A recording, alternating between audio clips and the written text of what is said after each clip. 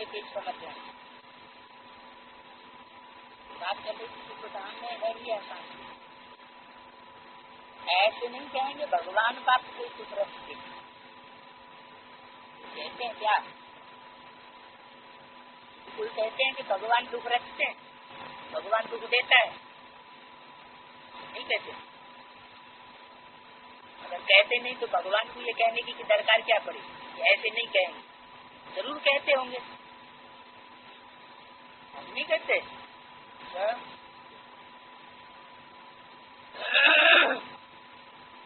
मनुष्य समझते हैं सुख दुख पाप ही देते। कौन से मनुष्य समझते हैं? बाहरी दुनिया की, ब्राह्मणों की संगम की दुनिया में भी ऐसे मनुष्य हैं, तीनों प्रकार की दुनिया में है। क्या समझते हैं? तो सुख भी भगवान देता है और दुख भी भगवान देता है। अरे उनको जब कहा जाता है सुखदाता, तो फिर दुख कैसे देंगे? कैसे का जवाब? क्या जवाब वो कैसे देंगे? दुख कैसे देंगे? भगवान सुख नहीं देते। तो ये किसको मुकर्रर रखा हुआ है? भगवान के कंट्रोल में रख नहीं है क्या जो दुख देता है? रख है, भगवान के कंट्रोल में नहीं है, कंट्रोल से बाहर है। और रख की गारंटी नहीं लेता है, देता है तो भी मैं सुधार दूंगा। अच्छा, फिर दुख कौन देता है? रावण दुख देता है, बाप दुख नहीं देते। बाप तो कहते हैं हम तुमको बहुत सुखी बनाते, बहुत सहज उपाय बताते। एक तो अपन को आत्मा दुख क्यों मिलता है? ब्राह्मणों की संगम की दुनिया में भी ब्राह्मणों को दुख क्यों भागता है? कारण क्या? अपने अंदर देह भान है तो दुख भागे। अगर अपने अंदर देह भान नहीं है, आत्म की स्टेज है, तो न दुख लेने और न दुख देने की स्टेज है।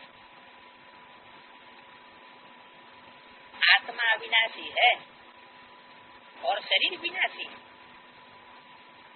हम आत्माओं के रहने का स्थान परम धाम है।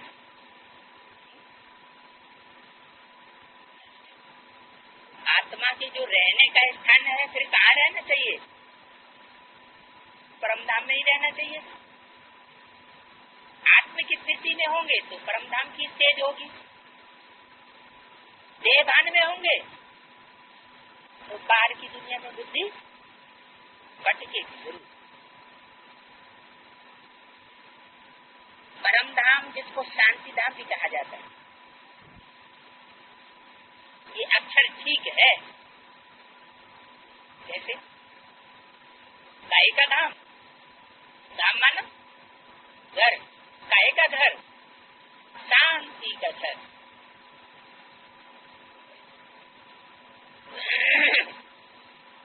स्वर्ग को परम धाम नहीं कहेंगे। परम माना परे से परे, माना स्वर्ग से भी परे, नरक की दुनिया से परे स्वर्ग और स्वर्ग की दुनिया से भी परे परम धाम।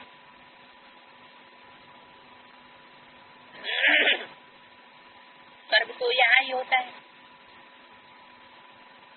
मूल वतन है परे से परे, जहाँ हम आत्माएं रहती। 5 तत्वों की दुनिया से परे। दुख का पाठ तुम यहाँ बजाते हो। ये जो कहते हैं फलाना स्वर्ग पधारा, ये है बिल्कुल रंग। सही क्या है? क्यों कहते हैं? ये कहावत कहाँ से शुरू हुई? स्वर्ग पधारा, जाता तो कोई है नहीं स्वर्ग, इसी दुनिया में शरीर छोड़ करके इसी दुनिया में मृत्यु लोक में जन्म लेते हैं। स्वर्ग तो इस दुनिया में है ही नहीं, तो जन्म कैसे लेंगे स्वर्ग में? नरक में मरेंगे तो नरक में जन्म लेंगे, स्वर्ग में मरेंगे तो स्वर्ग में जन्म लेंगे। फिर ये क्यों कहते हैं कि स्वर्ग धाम पधारा? संगम युग के ब्राह्मणों की दुनिया की कहावत है जो भक्ति मार्ग में उठाई गई है। कैसे?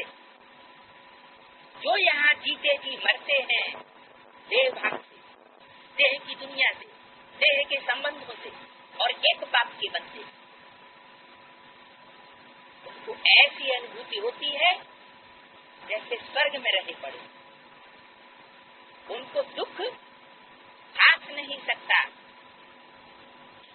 पाप स्वर्ग का रचयिता है तो हम कहाँ होने चाहिए? स्वर्ग में होने चाहिए।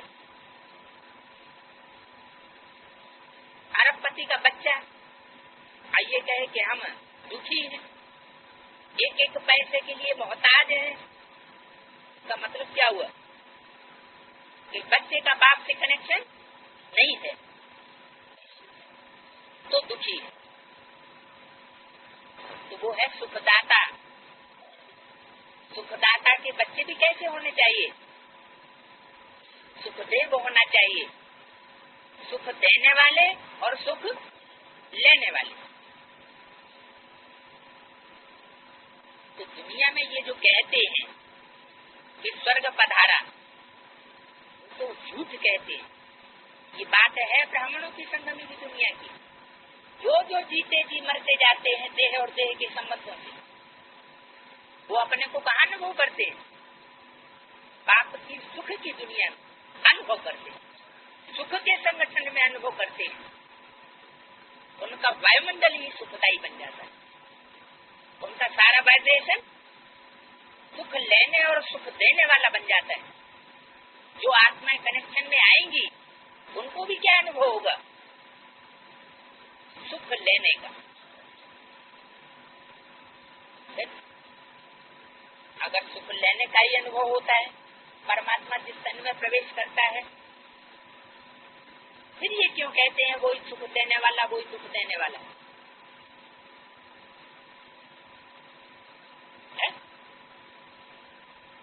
फिर तो उसके कनेक्शन में पहुंचने से सुख ही भागना चाहिए। जैसी दृष्टि वैसी सृष्टि। बल कनेक्शन में है, शरीर के निकट है, रस के निकट है, लेकिन उस रस को भाग्यशाली रस के रूप में देख नहीं सकते। उन्हें शिव परमात्मा नहीं दिखाई पड़ता। जिसे देखते हैं सब को देखते हैं, उसमें शिव को भूल जाते हैं, तो वो अनुभूति नहीं हो सकती जो होनी चाहिए।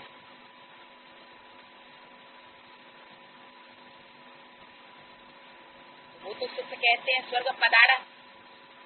अब यहाँ तो स्वर्ग है नहीं, अभी तो कलयुग है, मतलब कलयुग है। लेकिन अगर हम अपना वाइब्रेशन ऐसा बना लें, ज्ञान की पराकाष्ठा से अपना वायुमंडल ऐसा बना लें, तो हम कहाँ हैं? दुनिया तो नरक की है, लेकिन हम कहाँ हैं? सुख के वाइब्रेशन में है ना, सुख के वायुमंडल में है ना। तो हमारी अंतमत सुगति होगी तो हम कहाँ जन्म लेंगे? हम जरूर स्वर्ग में जन्म। तो ये सिर्फ अपने पुरुषार्थ के ऊपर है कि हम अपने को महसूस करें कि हम सुखदाता बाप के बच्चे, हम सुख की दुनिया के हैं। अब दुख हमको भी भागना चाहिए। संगम युग है ही मौजों का जीवन। मौजों के युग में अगर मौज न ले पाई, सुख अनुभव नहीं कर पाया, दुख की अनुभूति होती है, तो संगम की ब्राह्मण का जीवन क्या हुआ? तो इस समय तुम हो संगम युगी और बाकी सब है कलयुगी। कौन है? जो दुखी होते हैं वो कलयुगी और जो सुखी है वो संगम युगी। अच्छा, तो है कोई हम में से जो सदाकाल सुख में रहता हो? है?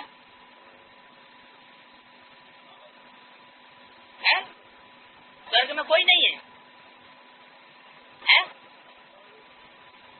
सब नरक में रह पड़े, सब दुख की अनुभूति कर रहे हैं। सुख और दुख का संगम तो है, लेकिन हम कहाँ हैं? हम किसके बच्चे हैं? संगम पे तो हम किस स्टेज पर हैं? संगम में भी तो दो छेड़े हैं ना, एक दुख का हिस्सा और एक सुख का हिस्सा। हम कहाँ तक पहुँचे हैं? आधे पहुँचे। अगर आधे में पहुँच गए तो कैसी स्टेज होनी चाहिए? ऐसे ही उतर जाते हैं क्या?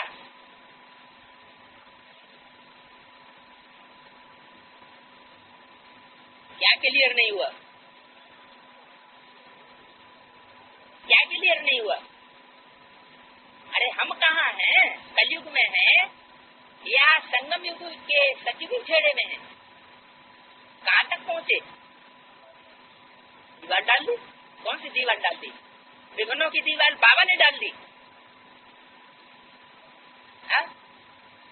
बाबा नहीं डाली विघ्नों की दीवार, बाबा ही दुखदाता है।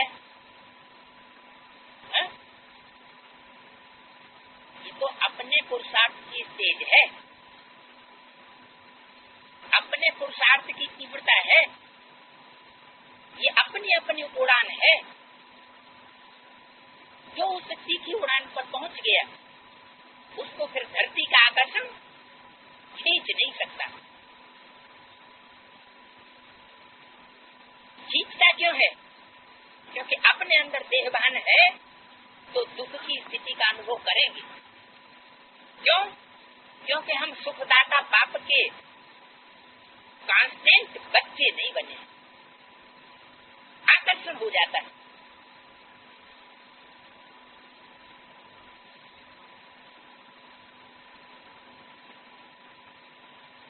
तो बाकी तो सब है कलयुगी, तुम हो संगम युगी। एक ही घर में बाप कलयुगी तो बच्चा संगम युगी, स्त्री संगम युगी, पुरुष कलयुगी। तो कितना फर्क हो जाता है। स्त्री ज्ञान लेती, पुरुष नहीं लेते, तो एक तो को साथ नहीं देती, घर में खिटखिट हो जाती है, स्त्री फूल बन जाती और वो कांटे का कांटा रह जाता है। एक ही घर में बच्चा जानता है हम संगम युगी पुरुषोत्तम पवित्र देवता बन गए। बाप कहता शादी बर्बादी कर नरकवासी बनो। अब रूहानी बाप कहते हैं बच्चे पवित्र बनो। अभी की पवित्रता 21 जन्म चलेगी। ये रावण राज्य ही खलास हो जाता है। जिससे दुश्मनी होती है तो उनका एफिडी जलाते हैं ना, तो पुतला बना करके जलाते हैं, जैसे रावण का जलाते हैं। तो दुश्मनी से कितनी घृणा होनी चाहिए, परंतु ये किसी को मालूम ही नहीं है कि रावण कौन है। कौन है? 5 विकारों को रावण कहते हैं। तो हम पुतला किसका बनाए? पुतला किसका बनाते हैं और किसका जलाते हैं? 5 विकारों का पुतला। पुतला पुतला माना चित्र, चित्र जिसका होगा तो चरित्र भी जरूर होगा। तो 5 विकार तो हमारे अंदर है, तो फिर किसको जलाना चाहिए?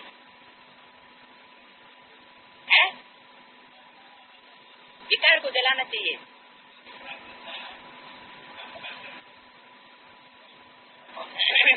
अपना देहभान, इसमें 5 विकार भरे हुए,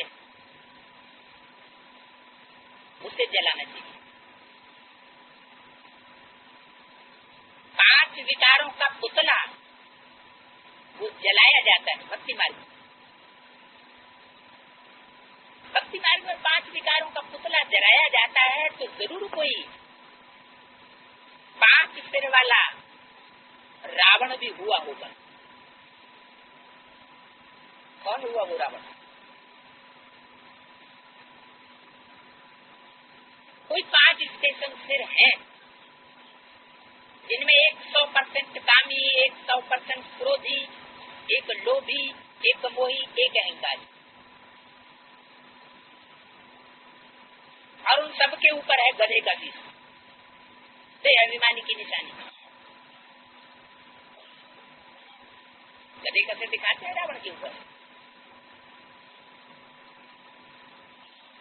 तो गधे के शीश सहित उन 5 विकारों के पुतले को जलाने का अर्थ क्या हुआ है? और किसने जलाया और कब जलाया? पुतला जलाना वो तो जड़ चित्र जलाई दिया। असली किसने जलाया? राम बाप ने जलाया। अच्छा, तो राम बाप तुमको जलाता है क्या? अभी तो कहीं सुखदाता है, अब तुमको जलाने वाला हो गया। तुम्हारी जी को जलाता है, है? तुम्हारी जी को जलाता है? खुद आनंद का सागर है, तुमको जलाता है? क्या अर्थ है जलाने का? वहां तो एक फूल पुतला जलाए देते हैं और यहाँ है जी को जलाना। जी जलता है, जलता है, उसका भी कारण है अज्ञान, परचिंतन। परचिंतन से पतन होता है। अगर कहीं भी हमको दुख मिलता है तो समझ लेना चाहिए कि हमारे ही कर्मों का फल हमारे सामने आया है। हमको कोई दूसरा दुख नहीं दे सकता। हम लक्ष्मी नारायण की स्टेज पर स्थित हो जाएंगे तो क्या किसी की ताकत है जो हमको दुख दे सके? है ताकत? हम उस लक्ष्य को अगर प्राप्त कर लें पुरुषार्थ करके तो कोई हमको दुख नहीं दे सकता। हमको दुख कब तक मिलना है? जब तक हमारे ही किए हुए कर्मों का हिसाब किताब पूरा नहीं शुरू हो जाता। अच्छी बात है, हिसाब किताब पूरा हो रहा है। संकल्प नहीं आना चाहिए इसने ऐसा किया तो हम ऐसा कर देंगे। तुम ऐसा कर दोगे तो तुम्हारे ऊपर तो 100 गुना, 1000 गुना, लाख गुना बोझ और चढ़ जाएगा। तुम्हारी तो अवस्था फिर और ज्यादा नीचे गिरेगी। इसलिए बदला न लो, बदल कर दिखाओ। रावण को भी क्या करो, उसको भी बदलना है, चेंज करना है, त्यागना नहीं है। काम, क्रोध, लोभ, मोह, अहंकार रूपी रावण को त्यागना नहीं है बल्कि परिवर्तन करना।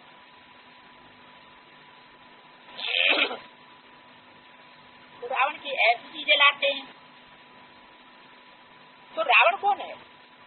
बहुत ही खर्चा करते हैं। सबसे ज्यादा खर्चा कौन से शहर में करते हैं? ज्यादा प्रसिद्ध है दशहरा कहाँ का?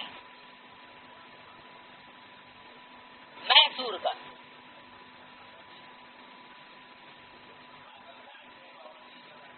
मैं सूर्य यादगार कहाँ बनी हुई है? सूर्य का काम क्या है? सूर्य का काम है खुद जलना। सूर्य को कोई दूसरा नहीं जलाता, वो खुद जलता है और खुद जलने के आधार पर दूसरों को भी जलाता है, कचड़े को जलाता है। माना काम, क्रोध, लोभ, मोह, अहंकार रूपी जो कचड़ा है उसको वो जलाता है। अगर सूर्य की सामने कचरा आएगा, देह अभिमान का कचरा कचरा हो, चाहे 5 विकारों का कचरा हो, तो वो उसको छोड़ेगा नहीं, क्या करेगा, जलाएगा। तो ज्ञान सूर्य का पाठधारी कौन हुआ?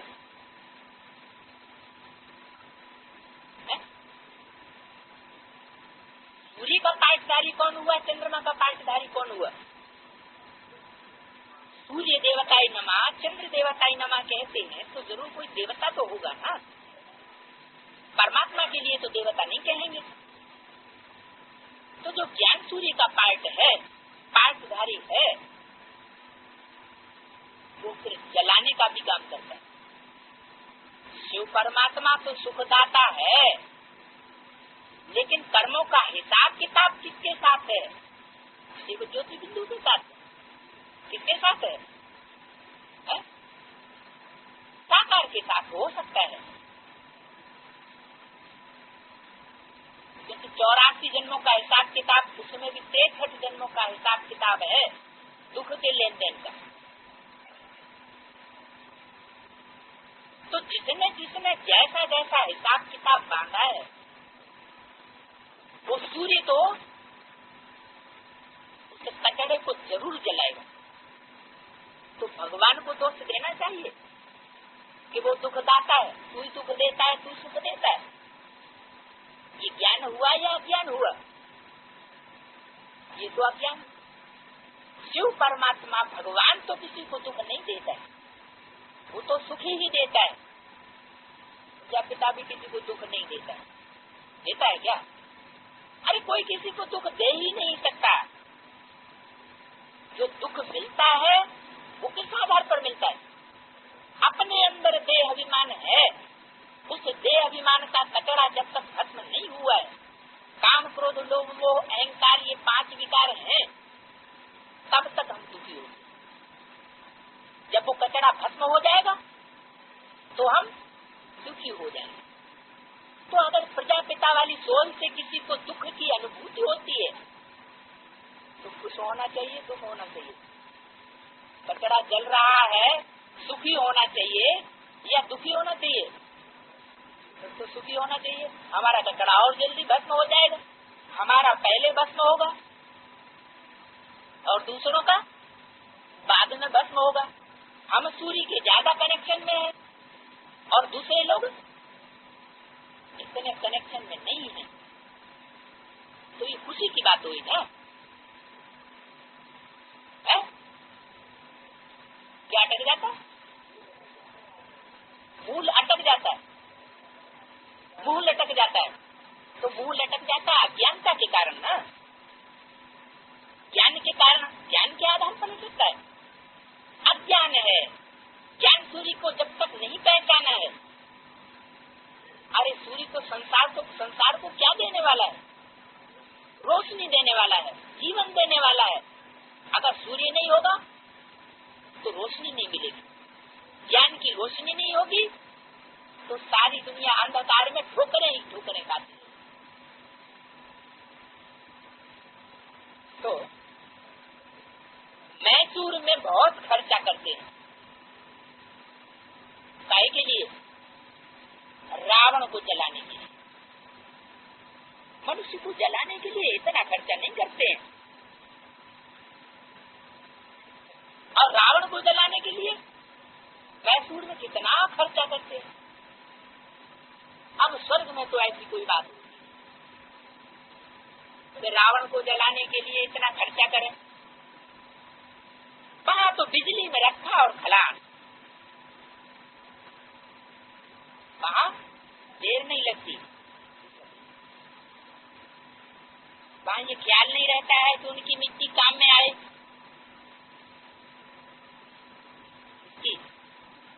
मरने वाले की मिट्टी काम में आए ये ख्याल नहीं रहता। वहां की तो रस्म रिवाज ऐसी है जो कोई तकलीफ अथवा थकावट की बात नहीं है। इतना सुख रहता है। तो अब बाप समझाते हैं, माँ में कम याद करने का पुरुषार्थ करो। क्या सुख देता है तो भी कल्याण, और दुख देता है तो भी कल्याण। वास्तव में वो देता तो नहीं है। बाप समझाते हैं माम एकम याद करो, क्या मतलब हुआ? कान क्यों काटती है? क्योंकि कानों से ही कुछ न कुछ ग्लानि सुनते हैं बाप की, और सदगुरु की ग्लानि सुनने से क्या होगा नतीजा? सदगुरु की ग्लानि सुनेंगे तो नतीजा अच्छा नहीं हो सकता, क्योंकि बाप ने डायरेक्शन दिया हुआ माया बेटी को। क्या डायरेक्शन दिया है? जो मेरे डायरेक्शन पर नहीं चलते, माया बेटी तुम उनको खूब फटकाओ, उनको फटका फटका करके उनके ऊपर जिद पहनो। अच्छी काम करती है किसकी बेटी? बाप की बेटी है ना? है? नहीं करना क्यों चाहिए? माया को आवाहन करना चाहिए। हाँ, आवाहन करके युद्ध करना चाहिए। युद्ध करने की भी स्टेज क्यों आए? जो वो आकर के कान काटे, कान से कोई ऐसी बात ये ईविल, अगर सुनेंगे ईविल बात, सबसे बड़ी ईविल बात क्या है?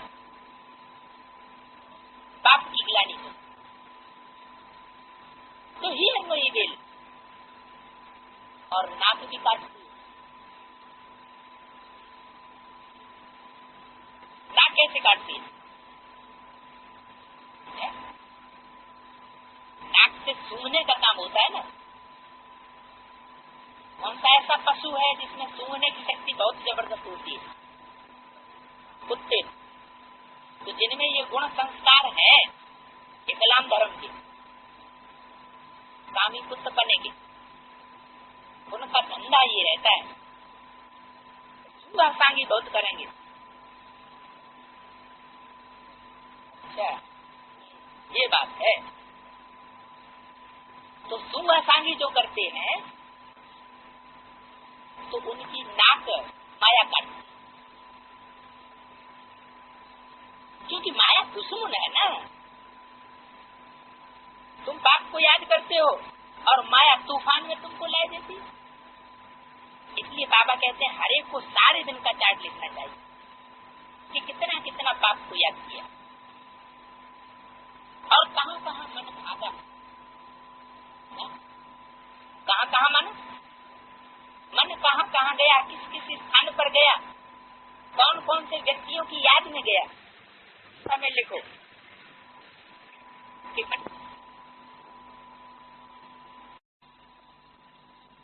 तुम कर्म भी करते हो, अपना और अपने बच्चों का पोषण करने के लिए, गृहस्थी का पोषण करने के लिए तुम खुद कर्म करते हो और कोई से भीख नहीं लेते हो। तुम उनको भी कह सकते हो कि तुम तो हठ योगी हो। राजयोग सिखाने वाला तो एक ही भगवान है।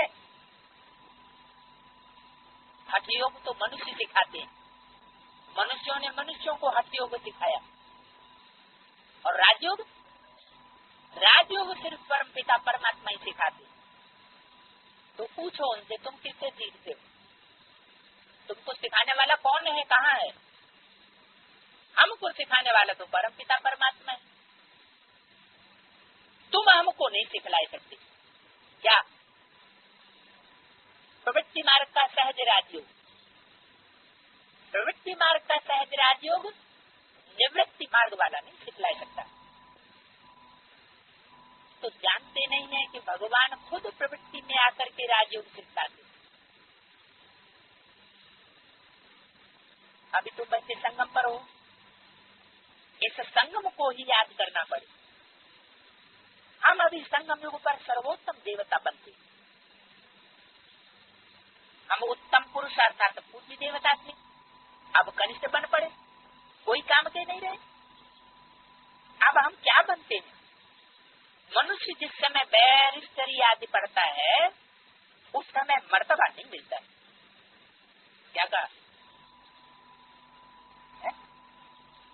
जब पढ़ाई पढ़ते हैं तब मर्तबा मिल जाता है क्या? तो यहाँ भी क्या होना चाहिए? जब तक हमारी पढ़ाई है तब तक हमको मर्तबा नहीं मिल सकता। इम्तिहान पास किया और मर्तबे की टोपी मिली, जाकर के गवर्नमेंट की सर्विस में लगेंगे। अभी तुम जानते हो हमको ऊंचे से ऊंचे भगवान पढ़ाते, तो जरूर ऊंचे से ऊंचा पद भी देंगे। ये एम ऑब्जेक्ट है हमारी। अब बाप कहते हैं माम एकम याद करो, तो याद करो, माम एकम याद करो, मैं जो हूँ और जैसा हूँ तो तुमको समझाई दिया। आत्मा का बाप में बिंदी हूँ, मेरे में सारा ज्ञान है। तुमको भी पहले ये ज्ञान थोड़ा ही था कि आत्मा बिंदी है, उनमें सारा 84 जन्मों का पाठ मिला हुआ है। क्राइस्ट पार्ट बजा करके गए, फिर जरूर आएंगे तो सही ना। क्राइस्ट के अभी सब जाएंगे, क्राइस्ट की आत्मा भी अभी तमो प्रधान होगी। जो भी ऊंचे ऊंचे धर्म स्थापक है वो अब तमो प्रधान। तो ये भी कहते हैं मैं बहुत जन्मों के अंत में तमो प्रधान बना। कब बना? बहुत जन्मों के अंत में तमो प्रधान बना। कौन? यह माने जिसमें पाप प्रवेश करता है वो बहुत जन्मों के अंत में तमो प्रधान बना। अब फिर सतो प्रधान बनते हैं, तत्व सब बना। बहुत जन्मों के अंत में तमो प्रधान बना। कौन? यह माने जिसमें पाप प्रवेश करता है वो बहुत जन्मों के अंत में तमो प्रधान बना।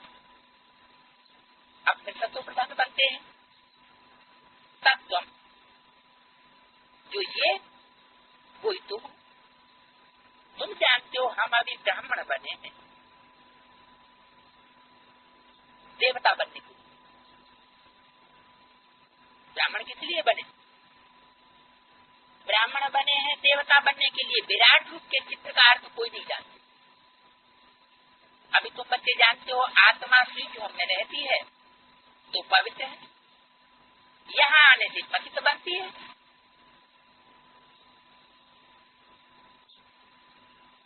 ये तो हम किसका है? गीत में भी बोलते हैं पिया का घर प्यारा लगे। ये तो हम किसका? बाप का। पीऊ माना बाप। तो स्वीट होम में आत्मा पवित्र रहती है। कहाँ गारंटी है पवित्र रहने की? है? जो बाप का घर है वहाँ गारंटी है पवित्र रहने। और बाकी सारी दुनिया में क्या लगा पड़ा है? बाकी सारी दुनिया में शिवालय नहीं है, क्या है? वैश्यालय। कर्मणा से नहीं होगा तो वाचा से होगा, वाचा से नहीं होगा तो दृष्टि से होगा, दृष्टि से नहीं होगा तो वाइब्रेशन से तो जरूर होगा। लेकिन बाप के घर में पुरुषार्थी बच्चे, ज्ञानी तू आत्मा तुम बच्चे जिन्होंने बाप को पहचान लिया, बाप के बच्चे बन गए, भाई बहन बन गए, उनकी दृष्टि में ऐसा कलुषित दृष्टिकोण नहीं ठहर सकता। यहाँ आने से आत्मा पतित बनती। कहाँ आने से? नीचे की दुनिया। माने नीचे स्टेज में जब हम आते हैं तो आत्मा पतित बनती। सब कहते हैं पतित पावन आकर हमको पवित्र बनाओ। सब कहते हैं नीची स्टेज में होते हुए कहते हैं या नीची स्टेज में होते हुए कहते हैं? कहते हमको आकर के पवित्र बनाओ। कब की बात है ये? है? ये बात कब की है? संगम की बात है। कैसे? ब्राह्मणों की संगमी की दुनिया में भी फिर सरेंडर होते हैं। सरेंडर होते हैं लेकिन पूरा पहचानते नहीं है। न पहचानने के कारण बाप के घर में तो भले रहते हैं, पवित्र तो रहते हैं दुनिया के मुकाबले, लेकिन न पहचान पाने के कारण पूरी कदर नहीं करते, बेसौदे करते हैं। पाप वजन चढ़ता चला जाता है, 100 गुना, 1000 गुना, लाख गुना, और आत्मा एक बार इतनी दब जाती है कि फिर उसको नीचे जाना पड़ता है। और बाहर की दुनिया में गए तो और ही ज्यादा दुखी होते हैं। जब दुखी होते हैं तब फिर पाप को पुकारते हैं। एक बार बिछड़ गए फिर पुकारते हैं कि आकर के हमको पावन बनाओ। अब हमें इतनी ताकत नहीं है जो हम उठ करके तुम्हारे पास तक पहुंच सके।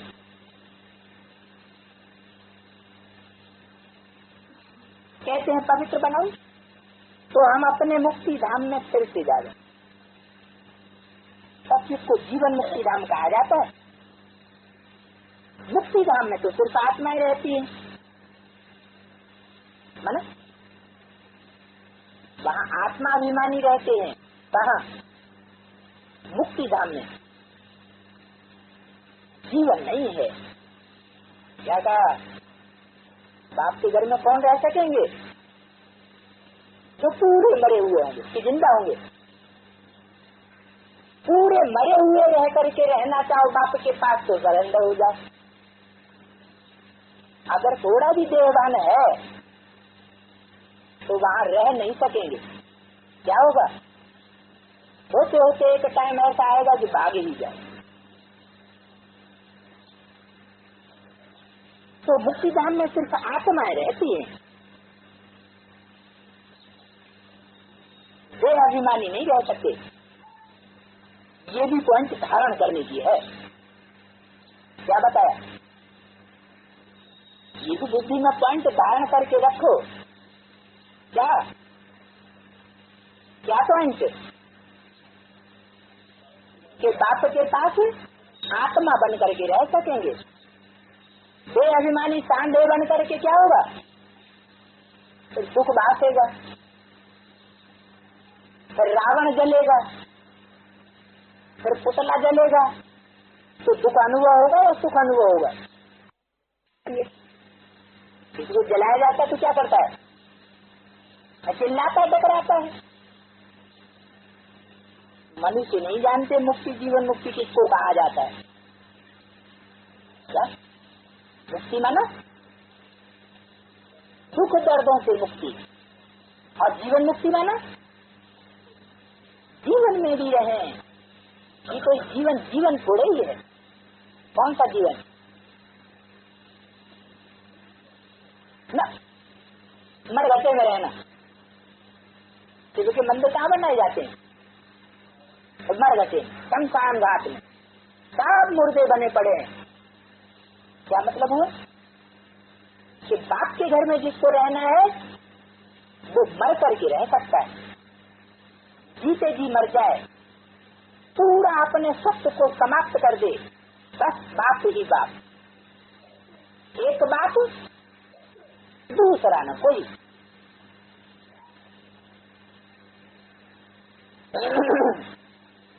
यहाँ इस दुनिया में है दुख का बंधन। जीवन मुक्ति को कहेंगे सुख का संबंध। अब दुख का बंधन दूर हो जाएगा। कब होगा? कब दुख का बंधन दूर होगा? सीधे ही स्वर्ग में पहुंच जाएंगे क्या है? सबको कहाँ जाना पड़े? शांति धाम, मुक्ति धाम, बाप के घर में जरूर जाना पड़े। हम पुरुषार्थ करते हैं ऊंची पद पाने के लिए, तो ये नशा होना चाहिए। हम अभी श्रीमत पर अपना राज्य भाग्य स्थापन कर रहे हैं, जगत अम्बा नंबर 1 में जाती है। हम भी उनको फॉलो करेंगे। इनको जगदम्बा को। जो बच्चे अभी माता पिता के दिल पर चढ़ते हैं वही भविष्य में तख्त नसीब बनेंगे। दिल पर वो चढ़ते हैं जो दिन रात सर्विस में बिजी रहते हैं। क्या कहा? जो दिन रात सर्विस में बिजी रहते हैं वो बाप के दिल पर चढ़ते हैं, माता पिता के दिल पर चढ़ते हैं। तो सबको पैगाम देना है कि बाप को याद करो। पैसा कौड़ी कुछ भी लेने का नहीं है। क्या सेवा तो करो, लेकिन पैसा कौड़ी किसी से लेने की तमन्ना न करो। कोई दे तो क्या कहो? कोई कहे कि हम तुमको देते हैं सेवा के लिए, क्या कहो? अरे हम खुद ही सेवादारी हैं, अपने जन्म धन से सेवा करते हैं। तुम्हें अपना भाग्य बनाना हो, शिव बाबा की बैंक में जमा करना हो 21 जन्मों के लिए, तो भले करो। हमारे ऊपर तुम एहसान मत करो। हमारे ऊपर तुम्हारा कोई एहसान नहीं आएगा। वो समझते हैं ये राखी मांगने आती है, कुछ देना पड़ेगा। बोलो हमको और कुछ नहीं चाहिए, सिर्फ 5 विकारों का दान दो। ये दान लेने के लिए हम आए, इसलिए पवित्रता की राखी बांधते हैं। बाप को याद करो, पवित्र बनो, तो ये देवता बन जाए। बाकी हम पैसा कुछ भी नहीं ले सकते। क्या कहा? राखी बांधने वालों को क्या डायरेक्शन दिया? हाँ, बस यही डायरेक्शन दिया। हाँ, पैसा आदि कुछ भी लेना नहीं है।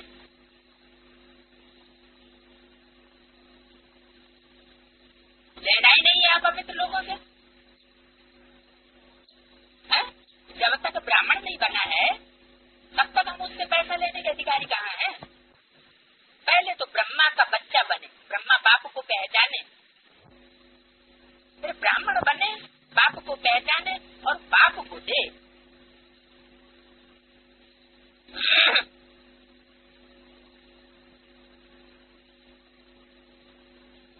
हम वो ब्राह्मण नहीं है पैसा लेने वाले। हम कौन से ब्राह्मण है? हम दाता के बच्चे। दाता कोई लेता नहीं है। सिर्फ 5 विकारों का दान दो तो ग्रहण छूट जाएगा। माया का ग्रहण, माया का ग्रहण लगा हुआ है, वो ग्रहण छूट जाएगा। इसके ऊपर लगा हुआ है माया का ग्रहण। अरे भक्ति मार्ग में क्या कहते हैं? दे दान तो छूटे ग्रहण। इसका ग्रहण छूटे। जो दान देते हैं उनके ऊपर ग्रहण होता है क्या? जो लेते हैं उनके ऊपर ग्रहण होता है। इसलिए कहते हैं कि तुम हमें दान दे दे तो हमारा ग्रहण छूट जाए। ऐसे कहते हैं? नहीं, वो कहते हैं तुम दान दो तो चंद्रमा का ग्रहण छूट जाए। तो यहाँ चंद्रमा कौन हुआ? ज्ञान चंद्रमा ब्रह्म। तो चंद्रमा को ग्रहण लगता है सबसे ज्यादा। पीपल का पत्ते माफी को 84 जन्म लेने वाली आत्मा है। घड़ी घड़ी निश्चय और घड़ी घड़ी अनिश्चय, ये चक्र में सबसे ज्यादा कौन आता है? हाँ, कमजोर जो बच्चे हैं ना, दूसरे धर्मों के, जिन्होंने उसमें जाकर के बहुत सुख लिया, उन भिक्षुजनों का संग करते करते अम्मा को क्या हुआ? संग का रंग लग गया। सबसे जाते सबको जाते तो दे दान तो छूटे।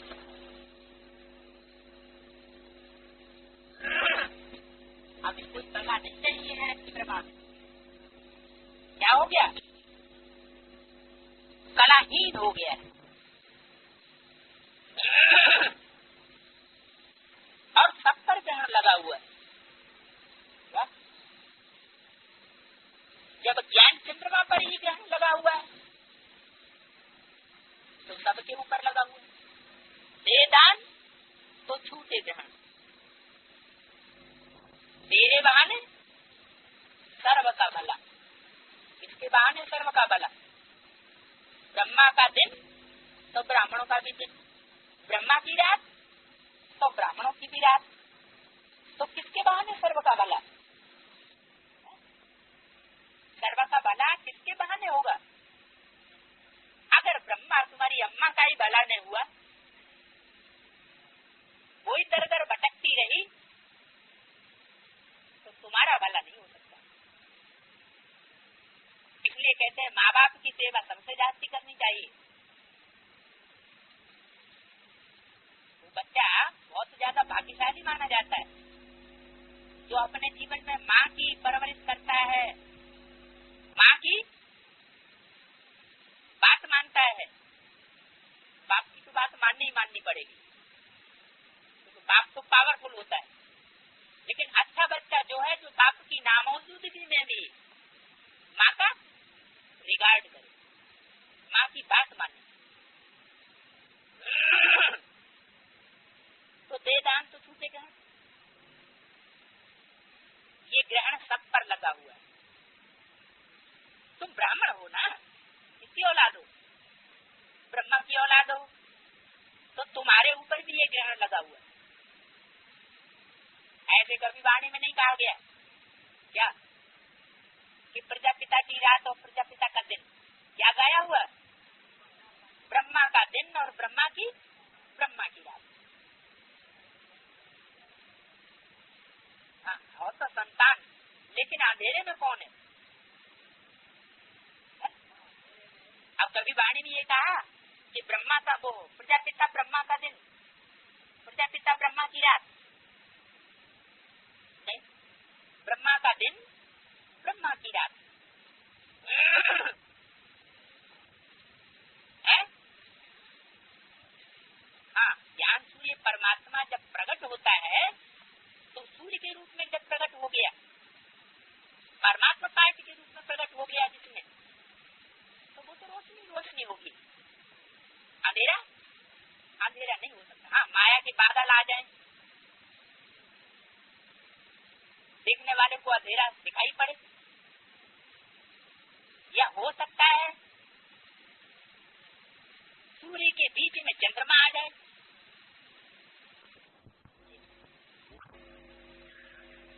हाँ? तो तुम ब्राह्मण हो ना, जहाँ भी जाओ बोलो वेदांत तो छूटे ग्रहण, जहाँ भी जाओ पवित्र बनो, विकार में कभी नहीं जाना। बाप को याद करेंगे तो विकर भी ना होंगे और तुम फूल बन जाएंगे।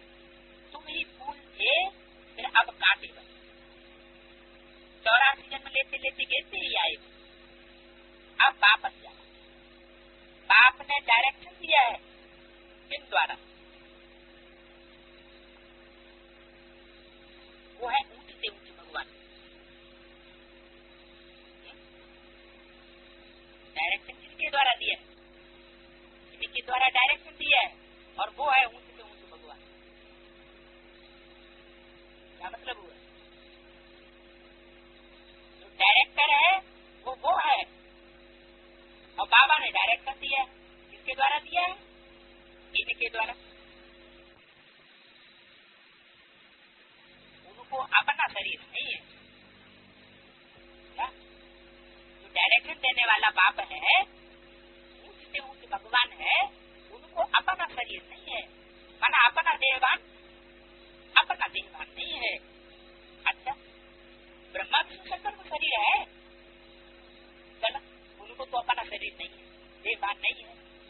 ब्रह्मा विष्णु शंकर को है अपना शरीर। तुम कहेंगे हाँ है, कौन सा शरीर है,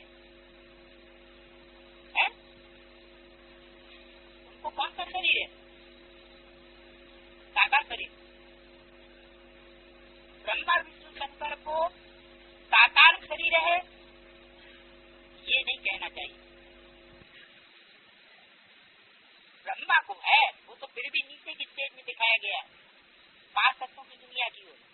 लेकिन विष्णु और शंकर को साकार शरीर है ये नहीं कहना चाहिए। क्या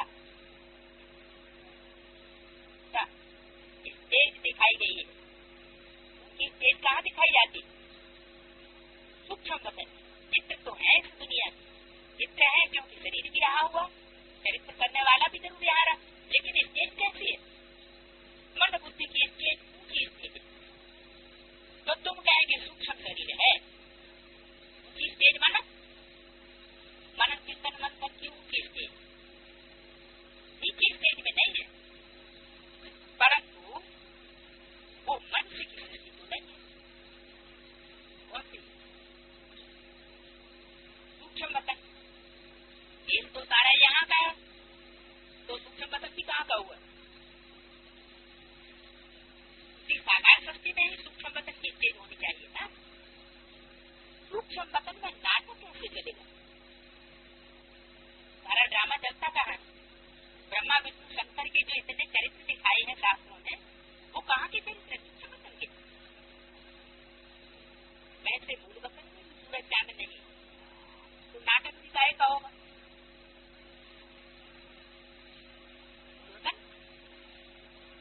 ये भी नहीं होता है, कहाँ होता है नाटक? साकार शक्ति पर ही होता है। ये बहुत बड़ा मांडवा है, पुनर्जन्म भी यहाँ होता है, वहाँ नहीं होता। जन्म पुनर्जन्म भी कहाँ होता है? बाप के घर में, शांति धाम में, मुक्ति धाम में पुनर्जन्म नहीं होता। ये भी नित्य नित्य के चक्र में आना कहाँ होता है? इस साकार शक्ति। बाप के घर में अगर मन बुद्धि समाई हुई है तो नित्य नित्य का चक्र नहीं चलेगा। बुद्धि जहाँ बाहर भागी तो नित्य नित्य का चक्र चल सकता। ये बहुत बड़ा मामला। पुनर्जन्म भी यहाँ होता है, सूक्ष्म वतन में नहीं होता। अभी तुम्हारी बुद्धि में सारा बेहद बची, अभी पता पड़ गया। अब तो देवी देवता थे तो फिर कैसे वाम मार्ग में जाते? कैसे जाते हैं वाम मार्ग? हाँ, संघ के रंग में जब हम विदर्भियों पे पहुंचते हैं तो हम वाम मार्ग में। वाम मार्ग माने झाड़ के चित्र में 2 तरह की डालियां, एक दाई ओर और दूसरी बाई ओर। बाई ओर वाली जो डालियां हैं वो वाम मार्ग है, ब्रह्मचर्य को नष्ट करने वाली, विचार फैलाने वाली, तलाक की परंपरा जिनमें धर्म में धर्म की धारणा किसी से नहीं पटती है, छोड़ दो, आगे बढ़ो। फिर क्या हुए?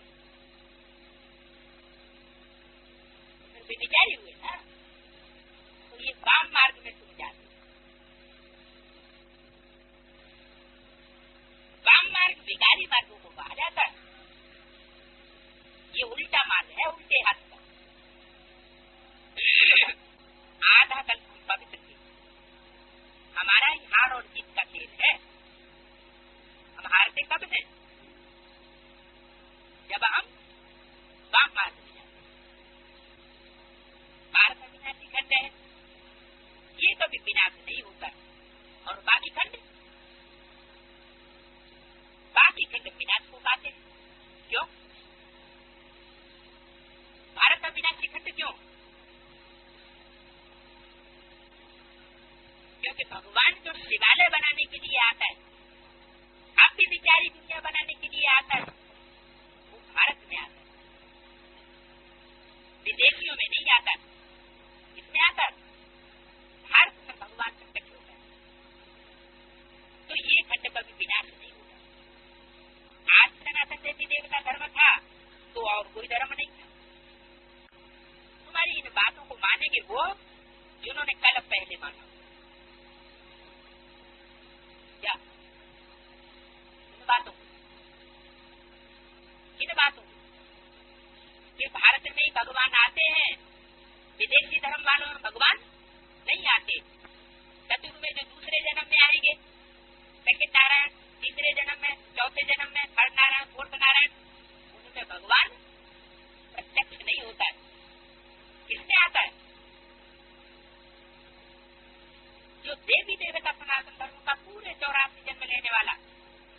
उसमें भी आज सनातन देवी देवता धर्म का जो होगा उसमें भगवान आते, जो किसी जन्म में दूसरे धर्म में कन्वर्ट नहीं होता, उसको कोई कन्वर्ट नहीं कर सकता। ऐसे धर्म में जड़ता का पाठ बजाने वाले को भगवान आते हैं। ऐसे नहीं कि भारत में धक्का मिला, थोड़ा सा दुख मिल गया घर परिवार में तो बस छोड़ करके चले गए, जाते हैं दूसरे देश में चले जाएंगे, हम दूसरे धर्म में चले जाएंगे। ऐसे धोखा देने वालों के तन में परमात्मा नहीं आता।